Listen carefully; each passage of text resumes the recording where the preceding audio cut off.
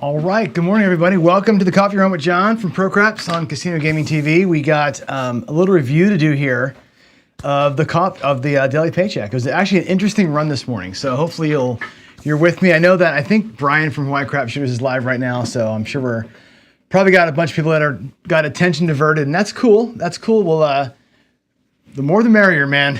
The more the merrier. Let's get into it, though. Here we go.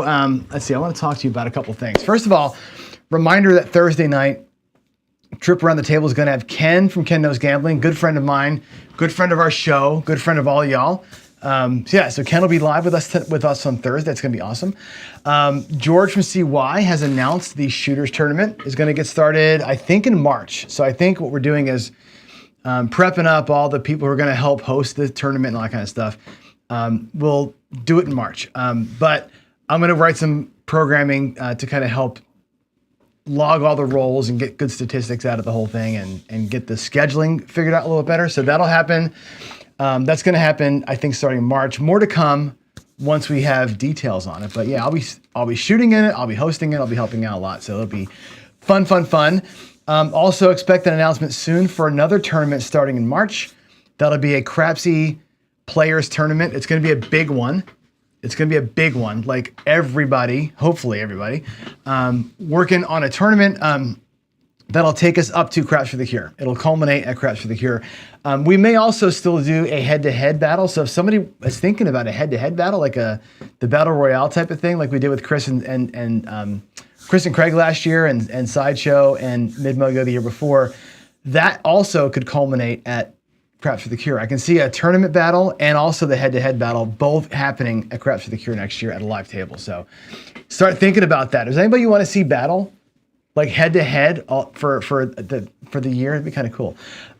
Also, I'm working on the logistics to get the Yo-a-thon done. So again, 11 cents per 11 rolled starting in March. So give me till March 1st to get that figured out.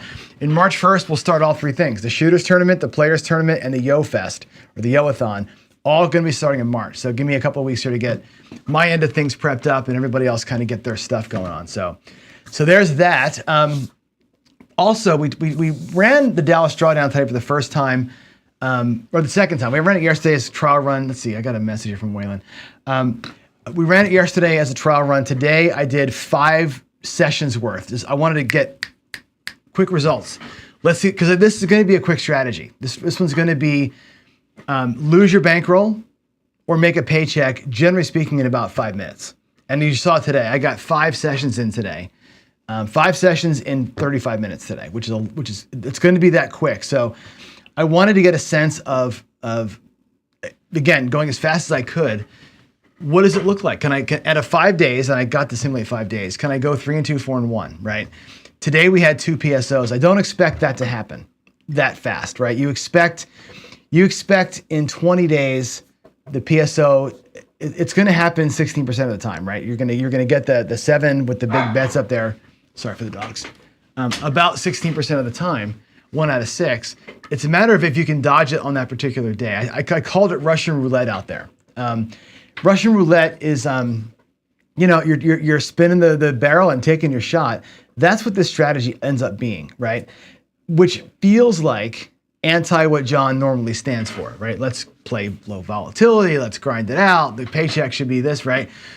Ultimately, I'm fighting with myself, and I've been talking to some people over text. I'm fighting with myself on how to do this right and that's why I did five sessions today, because I want to get a sense of, do we want to, like it says here, do I want to go for $500 as a win, right? Which is a 20% win off of 3,000, roughly. And do I want to go for 1,000? Do I want to take a third, right? I want to go for a third win, risk 3 to win 1 kind of a thing, which means playing potentially for PSOs 3 times to make it happen. I'm torn on it. I'm torn on burn the bankroll to win 1,000, burn 1 slug to win 500. I'm torn on throw a PSO like we did today and walk out of the casino. Is that it? You're taking 1 crack at it. It wasn't your day. You walk bye-bye. Is the win goal 500 or is the win goal 1,000? Right? If it's a $500 win goal, as you see here, we go 3 and 2. You end up being down for the week. That's exactly what happened up there. We simulated a week of play and went down right off the gate. If you go 4-1, you're going to be okay, but you got to go 4-1, which means dodging the big nasty with those bets up there. So it's a kind of one of these. And also with $3,000 going 1080 across, it's a third of your bankroll at risk, which seems like a lot. Is it a lot? And I guess this is the question that I've got. And I might even go to my table here and work this out with you a little bit, because we're optimizing here for a couple of things. And I think when you look at a strategy like this one, but also in the paycheck sphere, I've said this now for a while, I've been misusing the bankroll, right? Potentially. We've been playing with quarter-size chips with $2,000, $2,500. Win $25 on a win, right? It takes forever. You got to get 10 wins to make it work. You got to have big-ass bets out there. We won on the days we won with the odds maker, and the days we won with the 3-point Molly when we had the massive odds. That's what makes you win, is the bigger bets, not so much, smaller bets, but playing forever. And that's, I think, what I worry about sometimes, is going too small of bets and playing for too long. I think time is your enemy. What I mean by that is it's harder to grind out that $500 win with $25 chips. This is so hard. So for that reason, I took the drawdown and said, hey, let's make the drawdown a little bit bigger. Let's go bigger bets. Let's go black chip or 2 black chip bets. Boom, boom. You either win it or you don't. And today was a good example. 2 times, no problem. 1 time, a little bit of a grind to get back. It really only took 10 rolls. It wasn't even that much of a grind. And 2 times we got planked, right? And I think, is it better to get planked in one shot or bleed out for 45 minutes, get pissed off? Like, that's the question you got. Like, what's better, right? Yeah, Wayne says $6,000 to give you 5 shots. I guess the question is, do I even want 5 shots? And that's really what I'm asking you. Do I even want 5 shots? Yeah, this thing here, are you talking about this stretch here? This thing here fights back pretty good. This thing fought back great today, actually. It's just the ass kicking you take in the beginning. I want to go to the table. I want to show you what I'm talking about here with regards to time. Let's go back here. Let me just put the light on real quick, and give me a second to flick the light. And I want to run through a scenario with you. That should be clear enough, I think, right? Is it clear? Clear enough for government work. I want to talk about this, because if a $3,000 bankroll, okay, you could go, instead of 1180 across like I'm doing, I could go 640 across, which would just be, I'll use greens to make the bets easier. 4 green units per bet, and go 640 across. Okay, there's 620, 640. Now at $3,000, this gives me 5 cracks at it. 5 cracks at it at this level. If your win goal is $500, though, I want you to watch what happens here, okay? These will all win, and I'll pay them from the inside numbers. We'll assume that the 4 and 10 aren't happening, right? It's gonna pay 140 on the inside, and you take half the bets, okay? Split the 4 and 10, split the 5 and 9, split the 6. And again, if you're gonna do this with a real table, have your dealers set you up with the greens as the basis so they can make the move quick. Again, 640 across. Let's take a look at what we have. This is a green chip and worth of reds. There's 100, 200, 300, 400, and $60. So at a 640, we got 460 back. I'm gonna get blacks, okay? 450, 460. Now the second hit would be, on any inside number, 75 for 5. And half the bets come back. And again, you split 1, 2, 160 across, okay? Now, at 640, there's nowhere else to run, but let's take a look at where we are. There's 2 more black chips. Now we have 600, 25, 640 recovered, $50 in profit, 160 across. So you're at 210 net profit after that second hit, okay, which is good. You pull it all down, you're at 210. If we get another inside hit, let's just say $35 on any inside number, and we were done for the day. This is what the drawdown does. Your third hit, you pull it all down, okay? Where are we when we pull it all down?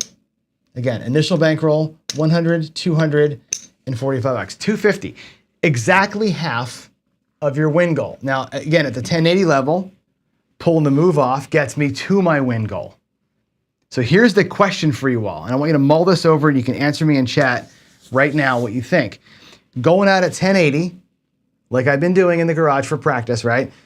That PSO it's an ass kicker. It's harmful, right, to lose at 1080. But if you lose it on the first roll like I did today, bye-bye, you're done. You burned your shot for the day, or you can try it 2 more times because you got $3,000. Another decision to make, right? But you're out. If you pull the move off, 1, 2, 3 hits, you're out with $500. Here at 640, to get $500, I got to do it twice. Okay, we survived the 640 across. We got our 250 in profit. That's fantastic, but I got to do it a second time. I got to do it a second time, which means putting 640 at risk again. You follow me? There's where time becomes your enemy, because now you got to face that 7 with the massive bet out there again. And if you lose 640 and you only had 250 in the rack as profit, well, now you're down $300 and you got to start, you're starting from underneath again, right? This is the problem with having to do something like that 2 times to make your paycheck. So I would only like to have to fight that big bet 1 time. That's why I'm going 1080, making the move work or not, and being done. Versus 640, which gives me, with $3,000 bankroll, it gives me 6 tries at it, but I got to pull the move off twice back to back to make it work, right? And that's the thing that I worry about. Again, fighting time versus fighting bet size. Ultimately, it's the same fight. Losing 1080 right away or losing 640 2 times, it ends up being the same thing at the end of the day. The issue is, how do you want to play it out? Do you want to have to do it twice or just get it done at once? So that's where I'm wrestling. And that's why I say with my bankroll and I love the bet itself. The drawdown's a great little strategy. But I'm struggling with that piece of it. And I'll be honest with you, I don't know whether to go 640 or 1080 like I'm doing. And what's the best way to approach that goal? Win twice and sweat that 7 on the big bet, or win once and either it's good or it's bad. And if I go 1080 down, do I go back again? Do I burn the whole $3,000? Or I say, you know what? We're going to burn 1080 and that's going to be it. And the $3,000 is there to make extra bets if you need to kind of fill in the gaps when you go down by the half sizes. Don't know yet. I'm still playing around in my head with what I want to do, but that's the struggle, right? When I come back to the other screen here, we can talk about why I feel like that struggle is so real. Again, it's what is the goal, right? If it's $500 and I'm doing the bigger bets, it's 1 win. If it's $500 and it's a half size bet 640, it's 2 wins. It's the difference of going for $1,000 or $500 win. So we got to think about some of that stuff, right? That's what we got to think through as we go through. So tomorrow, rest of the week, I'm going to play it again. I'll do 5 sessions again. I'll probably do a little bit of a tweak every day on the 5 sessions to get a sense of where we want to be. And then next week, we'll start counting money. All right, that's going to be how that happens. And yeah, you're going to have days, yeah, for sure. We're going to burn days. 1 loss or 1 win is right. It's really, Dan's saying where I'm going to, right? It's 1 loss or 1 win. Either it's your day or it's not, And I think, I love the fact of it winning $500 like yesterday and then putting out the $64 across like we did. And just that 64 turned into 3,000 yesterday, right? Some days that's your thing. But anyway, there it is. That's where I'm struggling with the Dallas drawdown. So I just want to let you know that we're still feeling our way through here and trying to find out what the best thing is. Let's see. Royce says, last week I mentioned a great strategy for 2 people to play a stadium or live table. This is the red cross for sure. And I'll show it to you. Let me show you the red cross. Let me go back. We'll do our other talk in a minute here. Let's go back. One of my favorite all-time strategies is and this actually probably is the best paycheck play of all time. The red cross, especially at the $500 at the big boy level. But let's show you at I'll show you at a small level. It doesn't matter. At a big table, big guy level. Here's what the red cross is. One player is going to play essentially Wayland's 75-100 strategy. So it's 150 on the 6 and 8, 125 on the 5, 75 in the field. Okay, that's the 75-100 setup. The beautiful thing here, and if you play this what I call red cross style, which is this. These three numbers, anything from the box actually is always a collect to your rack, always a collect. So these pay 175, the inside numbers, okay? You lose your field on a 5, 6, or 8. You put the field back, you're racking a black chip, right? That's the beautiful thing about the 75-100. That's this part. The field, if the field ever wins, $75, right? 4, 9, and 10. The field wins again, 4, 9, and 10. You start building these things up here and you can eventually start building the 5 and whatever else. But as the field hits, the field always goes up in here. One guy's doing this. He's got $500 at risk, hammering the box from the field. Everything from the box goes into the rack, right? That's player 1. Player 2 at the same time, police bell sound. Player 2 at the same time is doing a black chip Baccarat line strategy, right? And again, I did it myself when I ran this in the garage. You could do it yourself too, but think about one player doing this, one player doing just the line work, and that's it. So on a win, you parlay press it, right? You get a win, you get a come out winner, press that thing up, right? If it wins a second time, you win your parlay, you're back down to a unit, or you can stay at 2, rack 2. If you win a third time, stack that baby up, take your 4-unit parlay win, regress down to 3, and off you to the races you go, right? If you lose on a point, so in other words, you start the pass line, guy 7's out, you lose that bet, you're back out to the don't pass with 2. If you win the don't pass bet, you parlay the win, take the parlay all the way back down to base, and look at that huge ass win, right? That's the Baccarat parlay line part of this. One player could have a huge bankroll to work just that. You're gonna always ladder up on a loss and switch sides. That's player 1. With black chips, you need about $5 to get that done. But this thing here will win $500 on its own pretty quick. That's actually a great little strategy. That's a good foundational play for anything else. So if one guy's doing this, between you win $1,000, right? That's the idea. On bubble craps, it works the exact same. It doesn't have to be huge ass bets. The whole deal with the Red Cross is the ratio of the bets. These are 5-unit bets. On bubble craps, it looks like this. You can do $6 here, 5 units here, 3 units here, 4 units on the line. That's the way that this thing sets up. It's the same thing, but it won't be a black chip, okay? On a 5, 6, or 8, you'd win $7. I'll pay it with whites. You win $7 on any one of those. You lose 3. You put 3 back in, and you're racking 4 units, right? When these are green chips, the 4 units are $100. When they're red chips, the 4 units are whites, $4. When it's $25, the 4 units are $20. It's the same ratio, right? It's cooler when it's black, but on a bubble craps, all day long, right? That's super simple. Little $17, $20 risk right there, $4 on the line. You can Baccarat this line bet the same way, right? So you lose a point, go to the pass line for 8, right? Come up and just keep back and forth. That's the Red Cross, and I think it's great for 2 players, right? It's a great 2-player team play kind of a thing because one guy can just focus here on the line, one guy can work the field and the box. So that's the Red Cross. One of my favorites. That thing is like what, 17-2 in paycheck play. I think it's beautiful.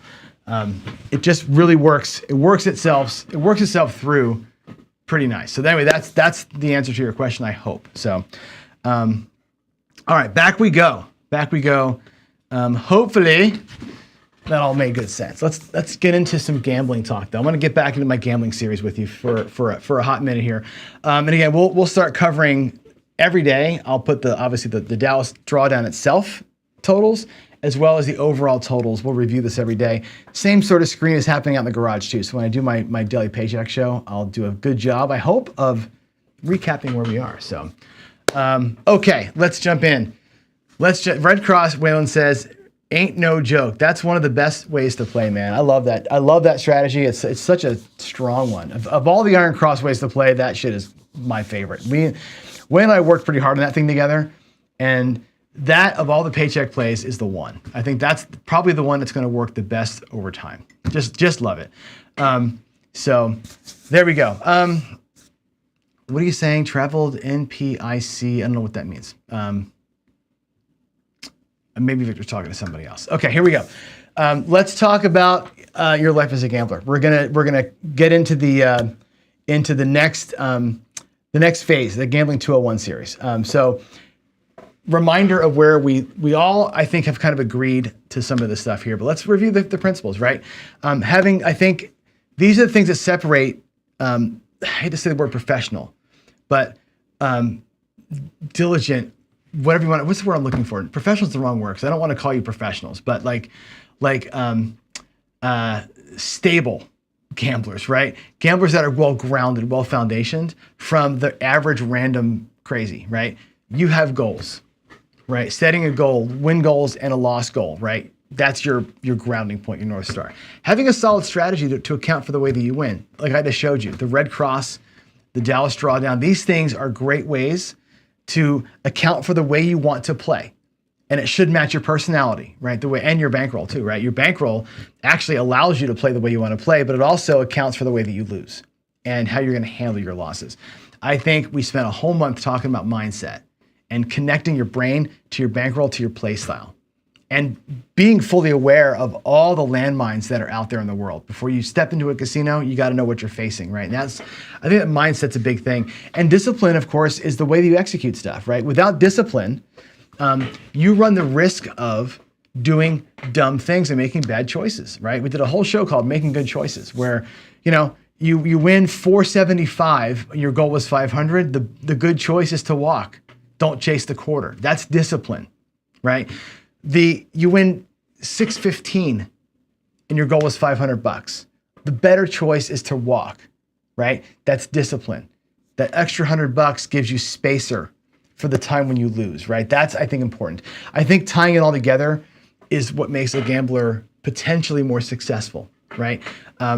Connecting all those dots together, right? With knowledge, with understanding of gaming theory, with understanding basic math, with understanding how variance works. All those things together combine to make you, I think, somebody that's got a solid foundation to play the game at what you might call, I hate to say it, but a professional level.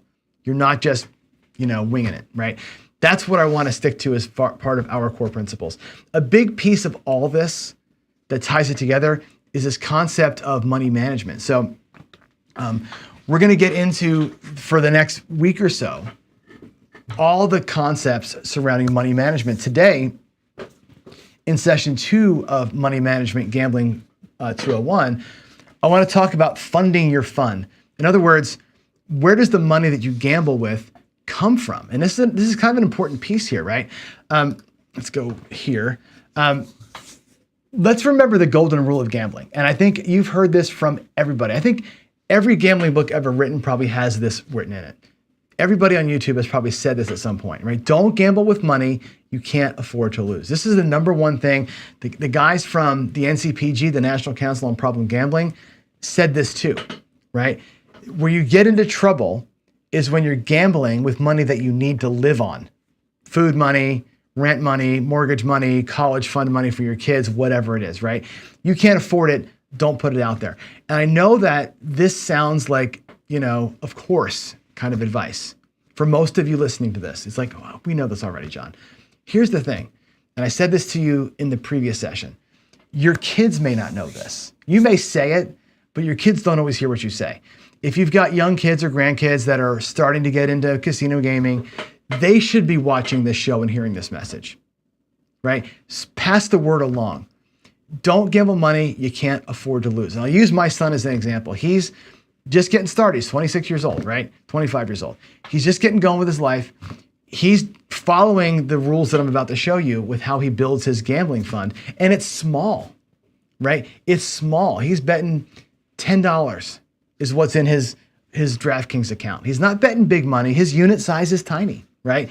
Because he's setting money aside specifically to do this in kind of a, like I say, like a professional sort of way. So what we do is recommend that everybody create what's called, and this is the first account you're going to make, your gambling account. We call it the 401g account, right? Just make an account at your bank. And in that account goes the money where you gamble from. Now, what you want to call it, your master bankroll, whatever you want to call it, that is your gambling money. It is your fund, okay? It's the only money that you're allowed to gamble with, period, right? So in times of your life where you're, okay, and that account has money in it, you can use it to gamble with. In times of your life when that account is empty because you needed it for something else, which has happened to a lot of us, you can't gamble. That's it. That account dictates if you can go or not.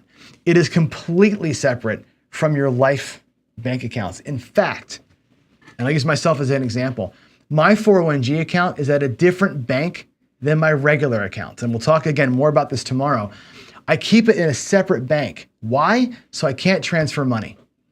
I cannot transfer money from my checking account to my gambling account. It's impossible to do that for a reason. Of course, I trust myself, but I don't, right? I make sure that I cannot transfer money from here to there. That money is only ever getting deposited into from outside sources. It never gets in from my checking account. It's totally separate from my life account. Matter of fact, it's 100% burnable money. If that bank gets blown up or robbed, I don't care. I mean, I care, but it wouldn't affect my life at all. Nothing in my life would change if that whole bank account got emptied out. That's how I treat that money. That's how everybody should treat that money, right? The separate fund totally set aside for gambling with. Again, separate from your life, separate bank account, funded separately.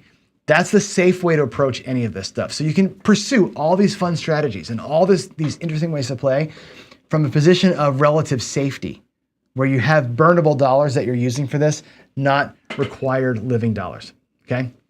Now, the question is always, how do you load it up, right? When you get started, you got nothing in that account, right? Obviously, it's a zero-based account to start with, right? Lots of ways to get in there. And here's the rules that I told my son this: pure excess money is the only thing that you can feed that account with, okay? Don't take half your paycheck and drop it in there to get yourself started, right? If you have excess money after you've paid all your expenses, your rent, your food, whatever, your car, all the things that go on, you got some extra money in your account. Some of that money, after all your expenses, you can drip into the account a little bit, right? Even after you have discretionary funds, like we do. Like my wife and I have money that we, of course, live on. We put our paychecks into an account. We live on that paycheck, on that account. We have discretionary funding that we fill. We have other trip money that we fill up. We have accounts for different things. After all that's filled, right? All of our planned, our retirement savings, right? All of these things get filled up first. Only then do I take a little bit extra if I want to and put it into our gambling accounts. And my wife has one too, right? We might take a little bit and split. And that way, when we go to Vegas or wherever else, we have the money to play, right? That's what that's for. But it's post everything, right?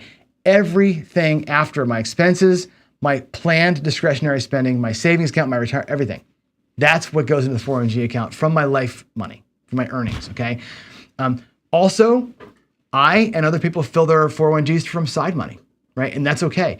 I'm a computer programmer. I do websites. You want a website? Hire me, right? Website money that I make, I will split that up, right? We go into everything else. I load up discretionary funds, I fund retirement, I fund everything else, and a percentage of that left over goes into the G account, right? So I fund my life with my excess income, but I also drip extra of that into the G account, right? That's how I work that thing. Only ever excess or side money gets in there. Some people will put a slice of their excess in this thing as well, whether it's from taxes, tax returns, whatever else it could be. A slice of your excess money can feed it up, right? I know people who actually DoorDash for this. I know people who actually drive DoorDash, and they say, I'm going to go DoorDash a couple nights a week, maybe on Saturdays, and that feeds my G account. And I'm going to drive around, put the radio on. One guy said, I listen to you on YouTube while I drive around, and I DoorDash, and I make a few $100. That's what I play with. Fine. It doesn't affect your life, right? That's really all I'm asking for, is make an account that you control that's separate from everything else. I think it's a really important thing. Even some dividend, if you're making dividends, not a bad place to stash some of that cash. And again, use it for some fun, okay? And again, like me, the side hustle income goes there as well. So how do you use your 401g account? Well, here's the interesting thing. And we're gonna dive into this when we get into our sessions on goal planning and session planning. But at a high level, what you do is this. your 401g, you look at it as a holistic amount of money, whatever is in there. If it's $1,000, it's $1,000. If it's 5,000, if it's 10,000, whatever's in there, you look at that and say, this is going to be portioned by a percentage that I'm willing to risk at one session or an amount that I need to achieve some goal. As an example, $5,000 in the 401g account. Let's say you got $5,000 in there. That could be 10 $500 sessions. That could be take the $5,000 to Vegas for 10 $500 planned sessions. Now you got a plan to lose every one of them, right?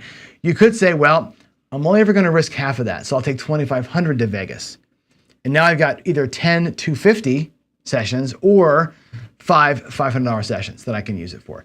If you look at that 401g account and say, I'm willing to risk a percentage of this on this trip, on this session, and again, plan your life accordingly. If you're going to play a local casino 2 times a week, you look at that bankroll differently than if you're saying, I'm going to go once a year to Vegas with it.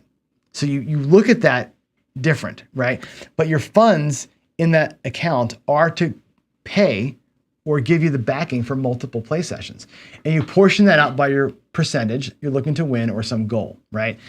Again, I'm playing with $3,000 on my daily paycheck show, right? If I have $5,000 in my bank, I'm saying, well, I'm going to risk more than half of it to win the $500. You're putting a lot of it at risk, but you're on a plan to do a thing. And that's, I think, where the planning session comes from, right? That decision drives the strategy, or the strategy drives your decision. If I'm going to play a ladder system, I need more money. If I'm going to play black chip betting, I need more money. That strategy play and your goal defines how much percentage comes out of that account. But that account has to be the feeder for your sessions. And ideally, it feeds multiple sessions. If you're going to be the prototypical 10% player, you should only ever take 10% out of that account, right? $5,000, $500 is my buy-in ever for one session. You never take more than 10% of that account out. That $500 at the table is either going to be used 10% win goal, whatever you're doing with that. That's kind of a way to sort of have a plan around it. I say here, keep meticulous notes, right? When you put money in, note the source. When you take money out, note the source. When you're logging wins and losses, log everything. I'm going to give you some tools here in the next few days that'll help you log it. If you have an account at casinogaming.tv or the upcoming Casino Gaming TV app for your phone, all of those things that you can use to track and plan are going to be apps on your phone or on the website you can use to keep track of stuff, right? Log everything. Be a pack rat in terms of logging stuff. You've got to write it down. You got to know what won, what lost, how you played, where the money came from, how you spent the money. Because again, not everything out of that G account will be spent on a table. It'll be spent in other places too. Note it all and keep a full accounting record of it. And I know that for most people, this is not your lifestyle. This is not your business, right? There's a tiny, tiny percentage of people who look at gambling as a business. I mean, like infinitesimal amount of people. The rest of us, I say keep good notes because it's good to treat it like a business anyway, right? Look at your ins, your money coming in from all the different sources. Hopefully your gambling is winning and you're building it through that. Look at your expenses and how it all tracks down. And look at the end of the year, look at like a sheet and see, okay, how did this account do? How did we do this year in our 401g, in our gambling lifestyle? How did we do?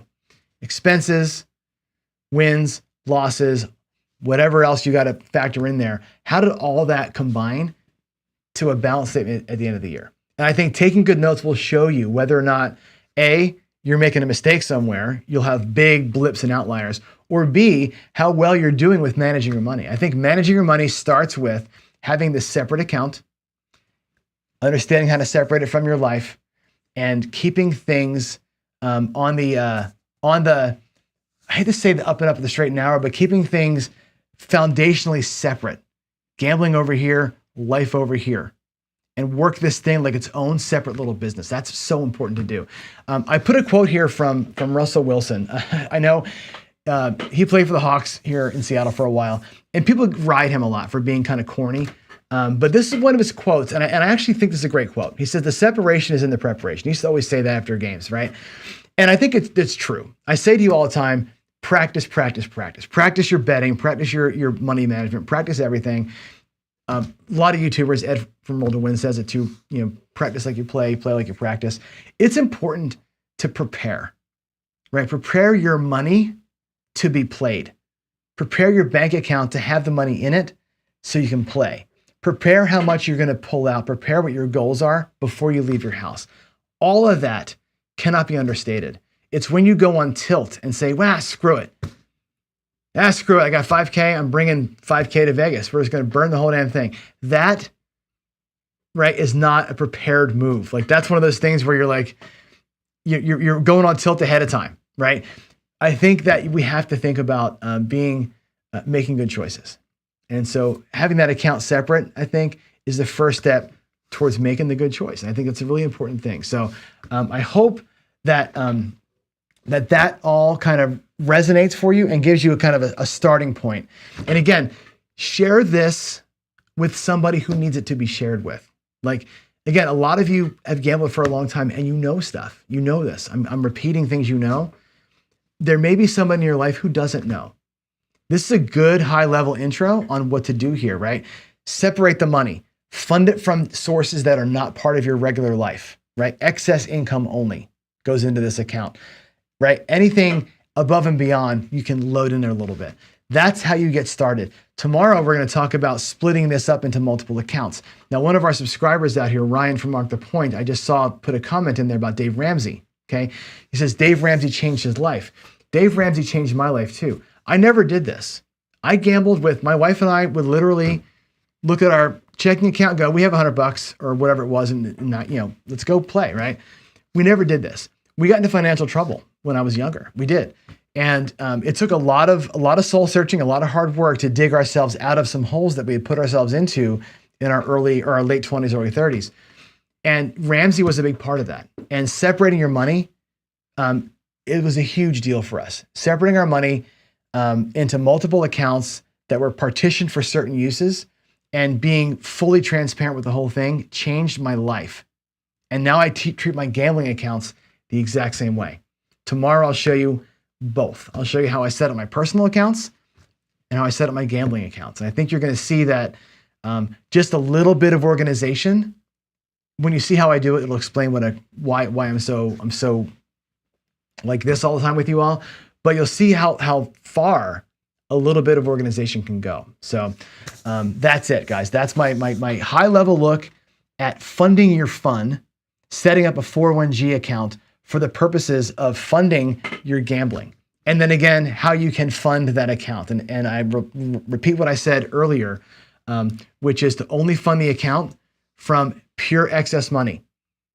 Only thing that goes into your G account is things that money you can afford to put in there after you paid your expenses, after you filled your actual discretionary going out to dinner money, right? After you've loaded your savings account, your retirement account, after every expense you've got. Load it with side money that you earn, a slice of your excess, your tax return, dividends, maybe a side hustle. That's the only way that money ever gets into that account. It never gets transferred from your checking account or your savings account. It only gets in there from excess money earned from a side hustle or something else. That's got to be a hard and fast rule. It'll save you so much heartache. Trust me on this. With that said, we'll end the talk on funding your fund there, and I hope that helps a little bit. Again, share this with people who need to hear it. All right, let's go down and look at some questions. Are there any PC questions and answers that I can get into with you? I'm going to search for PCs. Let's see what we have here. Let's see. We're going to go back. It looks like some messages here are going back to the daily paycheck. So Texas Dicer, my friend Chris, says it's basically a YOLO. It is almost a YOLO, right? You're going to either burn on that first 7. And again, if you're saying, I'm only going to burn $1,000, if I'm bringing 3,000, I'm willing to burn one time. Like if I go out there and PSO, I'm not going to fight it. I'm not going to burn the other $2,000. I'll take it on the chin. If that's what you're saying, it basically is a YOLO, right? It's in. If you don't get the 7, you're going to get a hit. 3 hits later, you're out of here, right? It's actually not a terrible way to look at it. I just, like I said, it's the money, right? It's the size of the bets, right? Is it Is it one time through the drawdown and you're done? The bets have to be bigger. That reduces your amount of time at the table, which is a good thing. It makes 3 hits and out. It's an achievable thing, potentially. It does put a lot of heaviness on that first roll, right? So again, it's a YOLO in that sense of the word versus having the bet size, like I did at 640, and having to do it 2 times. Having to do the whole thing twice is super hard. So that's where I'm wrestling. So tomorrow, again, we're going to do it again. We're going to keep on doing 5 sessions a day if I can get the rolls fast enough and get a sense of where we like it. All right. Let's see. Ken says, email a direct link. I will take care of you on that, Ken. Don't worry. I can't wait to have you out there. It's going to be super fun, dude. Let's see. Oh, you're going to try that. Try that. Try that Red Cross at the bubble machine or at the stadium machine. Go to the stadium machine. And here's the thing. At the stadium, it's $5 total action, right? So you can actually go, if you wanted to do it, whatever, $5 on the 3 numbers. You can do it at the 5-hour table level. You can play that at that stadium machine. And between you'll be fine. You'll be, trust me, that's a good little way to play. That Baccarat is a great little, what do you call it? It's a great little stabilizer. I think it's a great stabilizer for almost any strategy. As a matter of fact, I almost think that this drawdown needs the Baccarat as part of it to help stabilize it some. So let's see. Some retirees live from resort to resort. I don't know maybe you can. I don't know. I don't. I'm not there. I don't have the kind of bankroll to try and make it go, but I see what you're saying. Some people retire on cruise ships, right? Let's see. Arcades says this. This is a great little quote here. An old fart told me 15 years ago, what I win at the table isn't going to change my life. Likewise, losing what I bring also isn't going to change my life. Both have to be true. I'm going to actually, I'm going to go back a screen if you don't mind. I'm going to, because what I do here, by the way, is I actually take these videos and I slice them down and I put them up on the ProCaps channel later on. I'm going to go back over here and I'm going to put this over here on this screen and I'm going to replay your quote. I'm going to read it again. Okay. This is an interesting thing. So Arcades, one of our subscribers, said this today during the live chat, which is, an old fart told me 15 years ago, what I win at the table isn't going to change my life. And likewise, losing what I bring also isn't going to change my life. Both statements have to be true. Okay. This is critical when we look at setting up how much you plan to win, how much you plan to lose, and where that money comes from is critical when we set up our bank accounts. I love that statement. Your old fart friend has it spot on, and thanks for sharing that with us. I think it's a great way to look at this, right? It's nice when you have a life-changing win. It's not required. It's also not good to have a life-changing loss. If the money all comes from a separate account, then it won't be the case, right? The account grows a little bit. That's such a great and leveling statement. Thank you so much for sharing that. Let's see. James, is there a potential battle brewing here for the Battle Royale? That's interesting. Okay, remember that if you're going to play the Battle Royale, and I think that's what you're talking about, remember that the Battle Royale, if you watched it last year, it's 5 rounds. And it's all the ways of playing. You have to play a full dark side, a full light side, a full hybrid. You got to test your mettle on every possible way of playing. So it's a super good craps challenge. My gambling account does accrue interest, but it's not enough to be meaningful. And there's not interest. Accrual of interest in a gambling account is if it's in a checking savings, which is where mine is, not money market. It's tiny. And again, I'm not a financial advisor, so I don't probably have that account set up the best way you could. I just have it in my brain, separate money. That's what I wanted, separate money. Ooh, look at this. We have confirmation. Jen's going on the dice cruise. That's awesome. The dice cruise, by the way, I don't think I have the ability to show this on screen, do I? I do. The dice cruise is April 28th out of Galveston. Okay, April 28th out of Galveston. It's a week long. If you want to go on this thing, by the way, my number's on here, 702-518-6442. The phone is working finally. You can text me on that number and let me know. If you want to do it, let's do it. I think some other people who I will not mention, I'm talking some people that you know from YouTube might be coming with us. So we'll see. But there it is. It's out of Galveston. I will be there. My first ever cruise. I cannot even wait. Cannot even wait. Okay, back to the questions and answers before we cut off for the day here. James is going to give me shit, I can tell. I can already tell James is giving me grief. He says, risking 6 bets to win 1 is a fool's paradise, just right.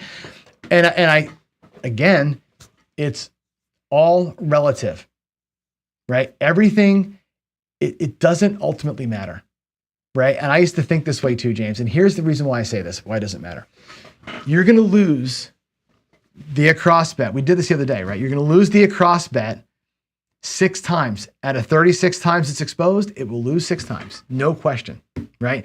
It's also going to win 24 times and not lose, right? So you're going to win as much as you should win. You're going to lose as much as you should win. In the end of the day, the bleed of that is the house edge. If you're playing just the dark side only, and again, you can put $1,080 on the don't pass, and the same thing would happen. You lose 6 of those come outs, 1,080. You're going to win after the point is set 60% of the time. At the end of the day, when all is said and done, you're going to lose whatever the house edge is. You're going to lose, you're going to lose $10. I'm going to lose $50. At the end of the day, my house edge is bigger than yours, but you're going to lose either way. 1 bet or 6 bets, or 4 bets or 2 bets or whatever it is. When the math settles it all out, you're going to win or lose as much as you're supposed to. That's the only truth in all of this. In everything I've taught, everything I've learned, everything I've shown over the last X number of years, that is the ultimate truth. It doesn't matter. So I'll give you a JBism. I was talking to my opening movie yesterday over chat. We're having the same conversation about, what do I do in terms of bet sizing and whatever else. And I keep saying, I want to win more often than I lose. And here's the example, okay? You want to win more often than you lose. He said, what you're basically saying, and you want to win more money than when you lose. What you're basically saying is this: if you bet a $12 6, you're going to lose $12, you're going to win 14. So it satisfies one condition. You're going to win more money than you lose. True statement, right? You're going to win $2 versus losing 12, right? Or win 14 versus 12, net of 2. That satisfies one. Now what you got to do is find the magical formula to win on that place bet 6 more often than it loses, and you can't do it, right? There's no way in hell that you're going to win on the 6 more often than you lose on the 7. It's just mathematically impossible, right? Win more than you lose? Sure. Win more often than you lose? Not so much. It's really hard to do this. Or you're going to be offset either way. The don't pass works the same way, right? If it all works out in the end, right? If you don't lose your don't pass bet 8 times out of 36, which you should, you're going to win, but you're not. You're going to lose it 8 times. You're going to win up on the point 24 times. Just the way it works, right? You can't change that. Whether it's 1 bet that's having that experience or 6 bets that have the same experience, it's all the same, right? I could go out there with a $3,000 6, or maybe I can go out there with a $600 6 only and try and win $500 a day, right? Throw a 6, go home. Throw a 7, go home, and just play that all day long, right? It doesn't matter. If it's a cross bet, they're going to lose. It's going to suck really bad when they lose. But when they win 24 times, you're going to feel like a champion. It's all the same. Ultimately speaking, it's the same. The house edge will get you in the end of the whole thing, unless you can live in a variant that never goes the other way for you. That's the truth of all this. That's why I say the math is so important. You got to know the math. You got to embrace the math. You got to love the math, but don't be driven by it, right? The drive that I have for this game is to try and not beat the math, but stay ahead of the variant. That's all I'm trying to do here is hopefully stay ahead of the variant and bet smart when I'm ahead, so I don't get destroyed when it catches me. That's all you're trying to do, right?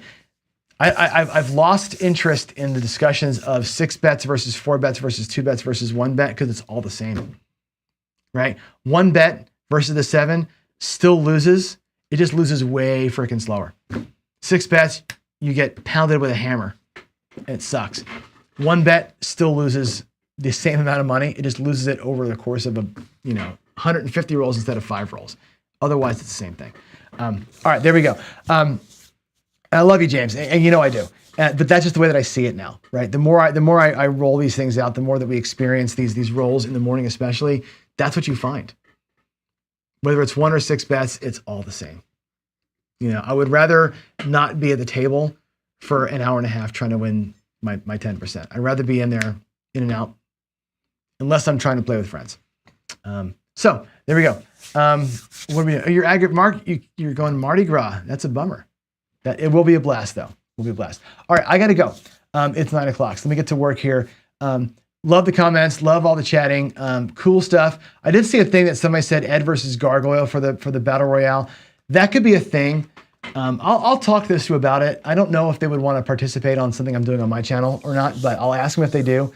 Usually, the Battle Royale that we do is it's more about a kind of a grudge match, right? Like two people who don't like each other, but that have a differing opinion or some kind of a thing that you want to, let's see them go after each other. Those two are good friends, so may not be the greatest. But yeah, there's definitely some people out there that I can picture having a little bit of let's go after each other and do a thing. So anyway, there you go.